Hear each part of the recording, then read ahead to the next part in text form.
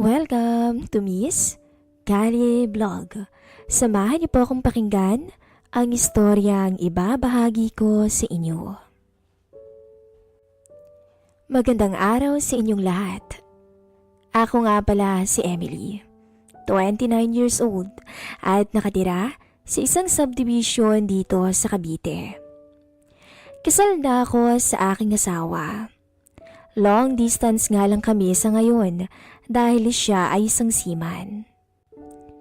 Madalas siyang wala sa bahay at palagi akong naiiwan mag-isa. Hindi naman problema sa akin yun at alam ko naman na kaya siya nagtatrabaho sa malayo ay para sa future naming dalawa at sa pamilyang bubuin namin. Maswerte ako sa mister ko. Lahat ng luho ko ibinibigay niya sa akin. Kung may mga bagay akong gusto, basta kaya niyang ibigay ay gagawa siya ng paraan para ibigay sa akin. Alam at ramdam na ramdam ko talaga ang pagmamahal niya. Mahal na mahal ko rin naman ang asawa ko. Pero hindi ko alam kung bakit dumating ako sa punto na hindi na ako masaya. Napakiramdam ko may kulang sa buhay ko dahil palagi na lang siyang nasa malayo. Ang kwentong aking ibabahagi sa inyo ngayon ay naging karanasan ko 5 taon na ang nakalilipas. Isang kasalanan ng aking nagawa sa aking asawa. Bagay na labis kong pinagsisisihan noon, pero aaminin kong nagbigay din sa akin ng hindi malilimutang alaala.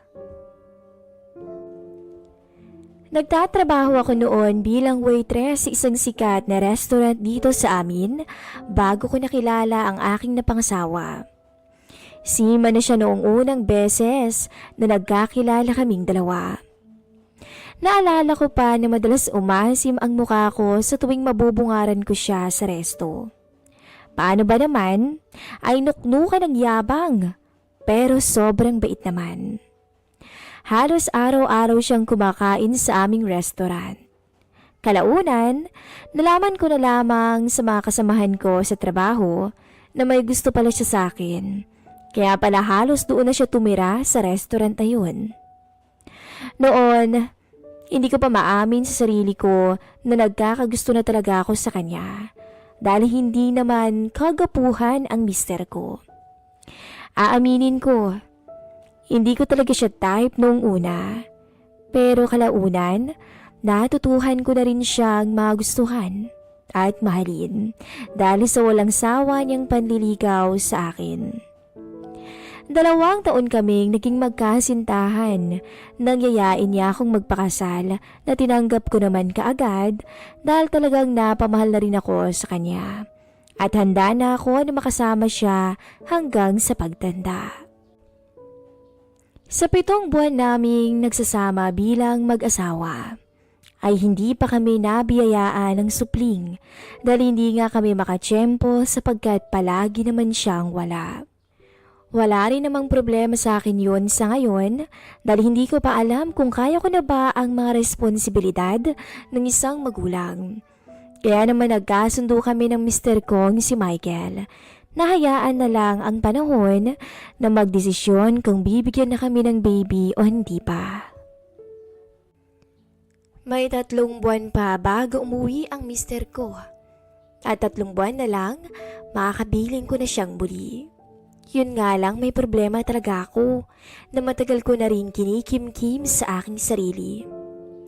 Isang bagay na hindi ko maintindihan sa pagkatao ko bilang babae. At masasabi kong hirap talaga akong labanan to.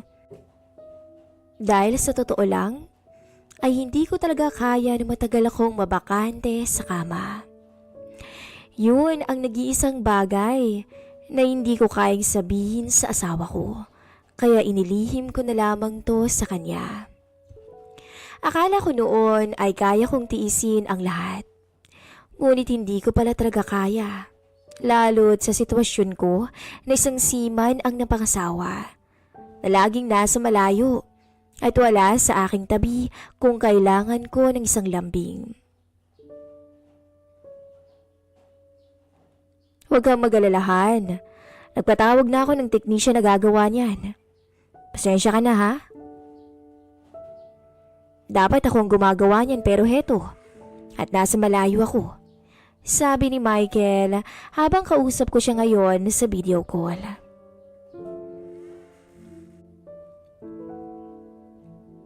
Minsan sa umaga ko siya nakakausap.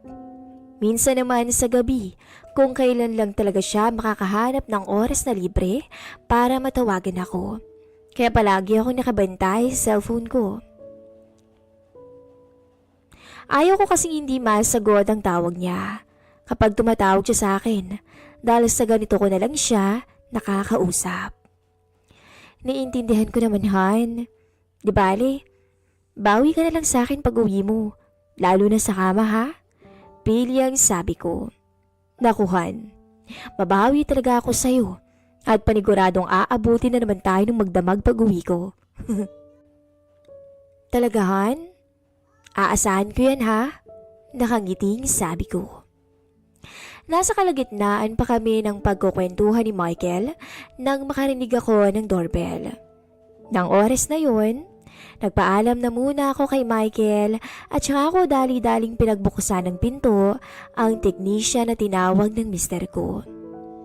Good morning, ma'am. Ako nga ho pala si Andrew. Ako po yung teknisya na pinatawag po ng asawa niyo. Bungad ng lalaki. Nanlaki ang mga mata ko nang mapansin ko kung gaano kagwapo ang lalaking nasa harapan ko. May ilan siyang tattoo sa braso.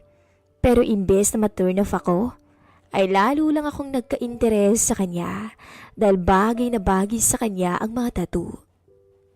Noon pa man ay hindi ko talaga gusto sa isang lalaki ang merong tattoo.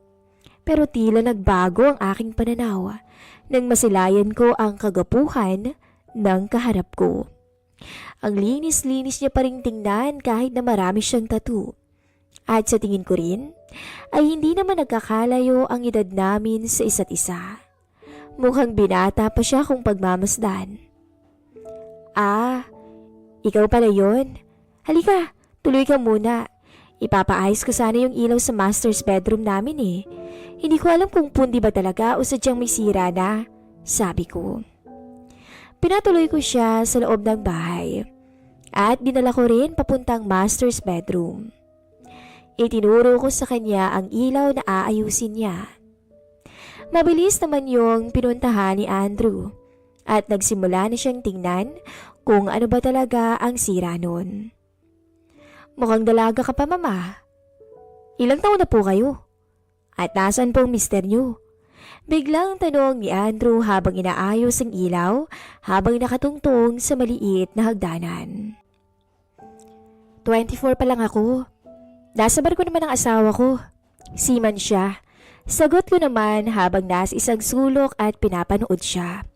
Ngunit sa hindi malamang dahilan, ay lagi akong napapasulyap sa zipper ng kanyang maong pants na tila ba hinuhulaan ko ang kakayahan niya sa isang bagay. Naku ma'am, mahirap din pagsima ng asawa. Laging malamig ang gabi niyo. Nakangiting saan niya, sabay tingin sa akin. Naku, ayos lang at naiintindihan ko naman na kailangan niya talagang magtrabaho. Sabi ko naman. Ikaw, may girlfriend ka na ba? Dagdag ko pa. Single po ma'am. Kakahiwalay lang namin nung huli kong naging nobya. Masyadong selosa eh. Sagot ni Andrew. Napang-iwi na lang ako sa kanyang sinagot. Eto ma'am, maayos na po ang ilaw mo. Pwede nyo na pong pindutin ang switch ng ilaw. Sinunod ko ang sinabi niya at binuksan na ang ilaw. Napangiti naman ako nang makitang maayos na nga ang ilaw sa master's bedroom naming mag-asawa. Salamat at okay na? Halika muna sa baba, magmerienda ka. May niluto akong pansit. Alok ko sa kanya sabay ngiti. Sige ma'am, una na ako sa baba ha. O sige, kukuha lang din muna ako ng pambayad. Pag-aalis ni Andrew sa loob ng kwarto ko, kumuha naman ako ng pera sa closet namin. Pagkatapos ay bumaba na rin ako. Naabutan ko si Andrew na nasa salas at nanunood ng TV. Naiwanan ko palang bukas ang TV kanina.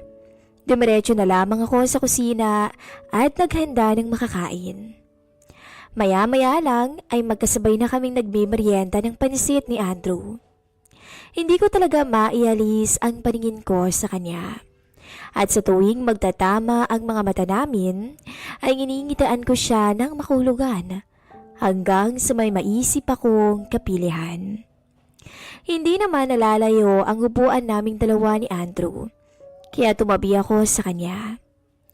Kitang-kita ko ang gulat sa mukha ni Andrew, lalo na nang isandal ko ang ulo ko sa kanyang balikat. Para kaming magkasintahang dalawa ng mga oras na yun. Hanggang sa tuluyang mapahaplos ako sa kanyang braso at binti, na tila nakikiusap sa kanya, natugunan niya muna ang aking pangangailangan. Hindi ko alam kung mahihiya ako ng oras na yon, dahil babae ako, at ako pa ang nagpakita ng motibo. Pero tila umiral ang kapal ng aking mukha dahil sa matinding uhaw sa aking pagkatao. Pasaway ka, ma'am, ha? Hindi naman yata ito kasama sa trabaho ko, natatawang sabi ni Andrew. Bakit? Tatanggi ka ba sa akin, Andrew? Malambing na tanong ko sa kanya kasabay ng unti-unting pagbaba ko sa zipper ng kanyang maong pants. Hindi, ma'am. Kaya lang, sigurado ka ba? Paano na lang ang asawa mo? Sabi ni Andrew. Pwede bang kahit ngayon lang, kalimutan ko muna na may asawa ko? Pwede bang kahit ngayon lang, ay maging masaya naman ako? Nangaakit na sagot ko sa kanya. Pagkasabi ko noon, nagkatinginan kaming dalawa ni Andrew. At hindi na ako nag-aksaya ng oras. At ako na mismo ang sumampa paharap sa kanya. At sinuyo siya ng malambing na halik habang nakayakap sa kanyang batok. Nagulat pa si Andrew sa akin, pero kalaunan tumugon na rin siya. Masyado kong nalunod sa pagkakasala ng oras na yon. Ni hindi ko na napansin na nasa sahig na pala ang mga suot namin ni Andrew. At walang ano-ano'y, napakagatlabi na lang ako at napatingala sa kisame. Nang tuluyan kong maisuko ang aking dangal bilang babaeng kasal sa isang lalaking ngayon ko lang nakilala at nakasama. Pero inaamin ko nung oras na yun na nawala ako sa katinuan sa tindi ng alapaap na binalik sa akin ni Andrew. Ito ang bagay na halos magpabaliw sa akin, lalo sa matagal kong pag-aantay sa aking mister. Ilang buwan na rin simula nung huli kaming magtagpo sa kama ng asawa ko. Pero tila tuluyang natugunan ng ibang lalaki ang pangangailangan ko bago siya makauwi, kahit pa na alam kong kasalanan ang pumatol sa iba. Hindi lang sa salas kami nagpakasasa ng technician na yun. Niyaya ko rin siya sa kwarto naming mag-asawa para doon muling magpakasawa. At kapwa walang iniisip na iba kundi kasiyahan lang naming dalawa. Pati nga banyo ay hindi namin pinalagpas. Kaya hindi kataka-taka, nabagsak at pagod ako ng araw na yon. Habol ko pa ang aking paghinga habang nakahiga sa tabi ni Andrew. Swerte ng asawa mo, ma'am. Nakangiting sabi ni Andrew. Natawa na lamang ako at bumangon na. Kumuha ako ng damit at nag-ayos ng sarili. Si Andrew naman ay bumaba pa sa aming salas dahil doon niya naiwan ang mga gamit niya. Ito nga pala ang bayad sa paggawa ng ilaw namin. Salamat, ha? Nakangiting sabi ko kay Andrew nang maihatid ko siya sa labas ng aming bahay. Salamat din, ma'am. Pero kahit naman wala na to eh. Sapat na yung nangyari sa atin kanina. Nakangiting sabi niya. Napangiti na lamang ako. Kinabukasan, magka-video call kami ni Michael at tinanong niya kung maayos naman daw ang trabaho ng technician na kinuha niya. Matagal nga lang bago ako nakasagot ng maayos. Dahil naalala ko yung mga kalokohan naming dalawa ni Andrew. Nasagot ko na lang ang mister ko sa aking isipan. Na, oo naman, sobrang husay ng magtrabaho. Kung alam mo lang, Han. 4 na araw matapos maayos ang ilaw namin, ay may nasira na naman kaming ilaw sa salas. At sa pagkakataong tunga, ay sinadya ko na yung masira para muli kaming magkasama ng technician. Kagaya nung una, ang mister ko pa rin ang tumawag kay Andrew. At kagaya nung una, pagkatapos ayusin ni Andrew ang ilaw sa aming sala, ay muli na naman kaming nagpadala sa isang kasalanan. Simula noon, parang linggo-linggo nang nagpupunta si Andrew sa bahay kahit wala namang nasisirang ilaw. Pag-uwi ng mister ko, ay tsaka lang kami nahimasmasa ni Andrew sa aming kalokohan. At sa paglipas ng panahon, ay unti-unti ko ring napapansin ang pagbabago sa aking sarili. Lalo na nang magdalang tao na ako. Nalimutan ko ng tuluyan ang pagkahilig ko sa kama. Pero hanggang ngayon ay wala pa rin kaalam-alam si Michael na nagkasala ako sa kanya. Siguro mabuti na rin yun. Dahil natakot din ako, lalo't nadala lang din naman ako ng uhaw ko noon. Pero sana ay huwag niyo akong husgahan dahil sa nagawa kong pagkakamali. Dahil pinagsisisihan ko na yon at tinuturing ko na lang na isang hindi malilimutang karanasan. Hanggang dito na lang po ang aking istorya. Paalam.